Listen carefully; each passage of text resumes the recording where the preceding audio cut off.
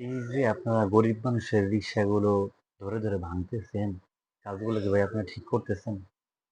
বলেন। তারা রিক্সা কেন চালায়? অটোরিক্সা কেন চালায়? খোঁজ নিয়ে দেখেন হাজার, হাজার বেকার মানুষ চাকরি পাচ্ছে না। এজন্য তারা matric pass, inter pass, BA pass করে হাজার, হাজার মানুষ রিক্সা চালাচ্ছে। এই সমস্যাটা তাদের না, সমস্যাটা আপনাদের। আপনারা তাদের কর্মসংস্থানের সৃষ্টি করে দেন, জবের ব্যবস্থা করে দেন, তারা রিক্সা চালাবে না। একটা মানুষ পড়াশোনা করে কি রিক্সা চালাবে? আপনি ১,০০০ লোক খোঁজ করলে দেখবেন ৫-৭০০ আছে শিক্ষিত মানুষ।